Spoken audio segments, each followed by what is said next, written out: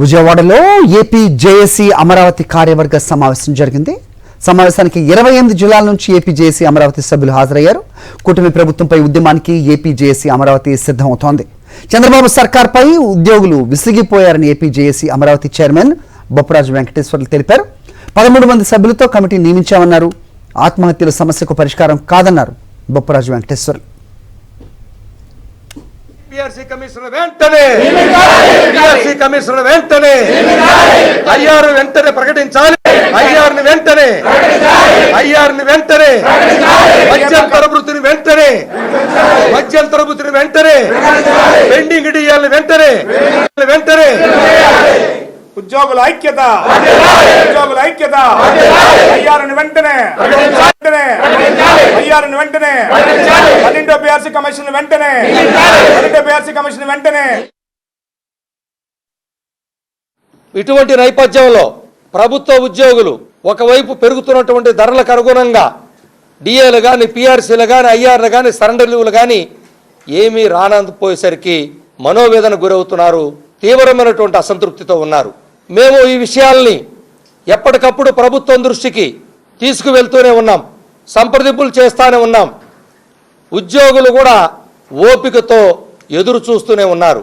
కొంతమంది ప్రభుత్వ పెద్దలు చెప్తా ఉన్నారు, రాష్ట్ర బడ్జెట్ అంతా ఉద్యోగులకే సరిపోతుందని. ఉద్యోగులు ఎప్పుడు కూడా ప్రభుత్వానికి భారం కాదు, ప్రభుత్వానికి బలమని గమనించాలి. ఉద్యోగులు, ఉపాధ్యాయులు ఈ రాష్ట్ర నిర్మాణంలో కీలక పాత్ర వహించేటువంటి వర్గం. మెరుగైనటువంటి పరిపాలన, మెరుగైనటువంటి విద్య, మెరుగైనటువంటి వైద్యం, మెరుగైనటువంటి పథకాలు ప్రజలకు తీసుకెళ్లి చేరువ చేసేటువంటి ఉద్యోగులు ప్రభుత్వానికి భారం ఎలా అవుతారు? మరి అటువంటి నేపథ్యంలో ప్రభుత్వ ఉద్యోగులకి సకాలంలో డిఏలు, సకాలంలో పిఆర్సీలు, సకాలంలో ఐఆర్లు ఎప్పటికప్పుడు చెల్లించేటువంటి బాధ్యత ప్రభుత్వం మీద ఉంది. కానీ ఎప్పుడు ఇస్తారో ఎప్పుడు ఇవ్వరో తెలియనటువంటి పరిస్థితుల్లో ఎవరో కనీసం బాధ్యతతో మాకు సమాచారం ఇచ్చే పరిస్థితి కూడా లేదు. అందుకనే ఈరోజు ఏపీ జేఏసీ అమరావతి రాష్ట్ర కార్యవర్గ సమావేశం 28 జిల్లాల నాయకత్వం, వివిధ శాఖాపరమైన సంఘాల నాయకులు, రాష్ట్ర కార్యవర్గ నాయకులు అందరం కూడా ముక్త కంఠంతో ఉద్యమానికి సిద్ధం చేయాలని ఏకగ్రీవంగా నిర్ణయం తీసుకుంటున్నాము. మరి దీనికోసం కలిసి వచ్చేటువంటి ఇతర సంఘాలతో సంప్రదింపులు చేయడం, ఉద్యమ కార్యాచరణ సిద్ధం చేయడానికి ఈరోజు 13 మంది సభ్యులతో ఒక కమిటీని నియమిస్తూ నిర్ణయం తీసుకున్నాం. ఈ కమిటీ మిగిలినటువంటి కలిసి వచ్చే ఉద్యోగ సంఘాలని కలుపుకురావడం, తదుపరి కార్యాచరణ, ఉద్యమ కార్యాచరణ ఎలా చేయాలో సిద్ధం చేయడం చేస్తుంది. మరి దీనికి అనుగుణంగా ఉద్యోగులందరూ కూడా ఉద్యోగుల ఆకాంక్షల మేరకి తీసుకున్నటువంటి నిర్ణయాన్ని, ఏపీ జేఏసీ అమరావతి నిర్ణయాన్ని అందరూ సమర్థిస్తారని, వివిధ సంఘాల నాయకులు కూడా కలిసి వస్తారని, ఉద్యోగులందరూ కూడా ఈ యొక్క చేపట్టబోయేటువంటి ఉద్యమ కార్యాచరణకి అండగా నిలుస్తారని ప్రతి ఉద్యోగిని కూడా కోరుకుంటూ ఉద్యోగుల ఐక్యత వర్ధిల్లాలి.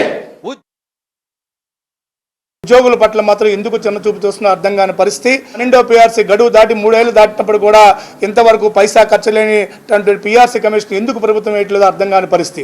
అలాగే ఎన్నికల ముందు ఇచ్చిన హామీ మేరకు ఐఆర్ ఎందుకు ప్రకటించట్లేదో అర్థం కాని పరిస్థితి. ఒకసారి ప్రభుత్వం ఆలోచన చేయాల్సిన ఆవశ్యకత ఉంది. ఇవాళ చాలా మంది ప్రభుత్వ పెద్దలు ఇప్పటికే చైర్మన్ గారు చెప్పారు, వచ్చిన ఆదాయం అంతా కూడా ఇవాళ ఉద్యోగులు జీతభత్యాలకే సరిపోతుంది అంటున్నారు.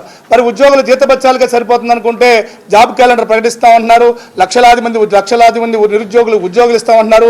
ఉన్న ఉద్యోగులకే జీతాలు ఇవ్వడమే గొప్ప అనుకుంటున్న ప్రభుత్వం మరి బకాయిలు 30,000 కోట్ల బకాయిలు ఇప్పుడు తీరుస్తారు. 10 లక్షలు 20 లక్షల మంది ఉద్యోగులు ఎప్పుడు క్రియేట్ చేస్తారు? వాళ్ళకి జీతభత్యాలు ఏ విధంగా ఇస్తారో ప్రభుత్వం ఒకసారి ఆలోచన చేయాల్సిన ఆవశ్యకత ఉంది. వెంటనే ప్రభుత్వం ఉద్యోగులు రావాల్సినటువంటి బకాయిలను చెల్లించకపోతే, అలాగే పిఆర్సీ కమిషన్ వేసి ఐఆర్ ప్రకటించకపోతే వెంటనే ఉద్యమ కార్యాచరణ చేపట్టడానికి నిర్ణయం తీసుకోవడం జరిగింది. దానికి ఒక ప్రణాళికాబద్ధంగా ముందుకు పోవాలనే ఉద్దేశంతో కమిటీ ఏర్పాటు చేశాం. ఆ కమిటీ తీసుకున్న నిర్ణయం మేరకు కలిసి వచ్చే సంఘాలతో ఉద్యమ కార్యాచరణతో ముందుకెళ్తాం. డిఏలు సకాలంలో రావాల్సి ఉన్నవి అంటే నిత్యావసర వస్తువులు పెరుగుతున్న దానికి అనుగుణంగా ఇవ్వాల్సిన డిఏలు పెండింగ్ అయిపోయేటప్పటికీ ప్రతి కుటుంబంలో కూడా ఇబ్బందులు ఉన్నాయి. అలాంటిది 6 నెలలకు ఒక్కసారి అంటే జూలై 1వ తారీఖు జనవరి 1వ తారీఖు ఇచ్చే డిఏ బకాయిలు ఈ రోజుకి 4 డిఏలు పెండింగ్ అయిపోయినాయి. మళ్ళీ రేపు జూలై వస్తే ఇంకొక 5వ డిఏ రాబోతుంది. ఇలాంటి సిచ్యువేషన్ ఉన్నప్పటికీ కూడా గవర్నమెంట్ నుంచి స్పందన రాకపోయేసరికి ప్రతి ఉద్యోగి కూడా చాలా నిరుత్సాహంగా ఉన్నారు. కాబట్టి ఇవన్నీ కూడా డిఏలు కానీ పిఆర్సీ కానివ్వండి, ఐఆర్ కానివ్వండి, ఇవన్నీ కూడా సకాలంలో రిలీజ్ చేసి ఉద్యమ కార్యాచరణ పోకుండానే ఉద్యోగస్తులు సంతృప్తి పరచాలని కోరుకుంటా ఉన్నామండి. పథకాలు ప్రజలకు తీసుకెళ్లి వాళ్ళ యొక్క సాటిస్ఫాక్షన్ లెవెల్స్ని ఐవీఆర్ఎస్ కాల్స్ ద్వారా తీసుకుంటున్నారు.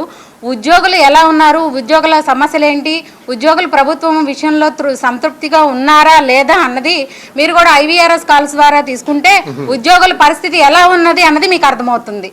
దాన్ని బట్టి ఉద్యోగ సంఘాలు నాయకులు ఎంత సమస్యలను ఫేస్ చేస్తున్నారు, ప్రభుత్వంతో ఎన్ని చర్చలు జరిపినప్పటికీ మీరు మాకు చేయాల్సిన విషయాల్లో మీనమేషాలు లెక్కిస్తానే ఉన్నారు. దయచేసి ప్రభుత్వం సంఘ నాయకుల్ని పిలిచి మాట్లాడి ఉద్యోగుల సమస్యలను పరిష్కరించవలసినదిగా కోరుకుంటున్నాను.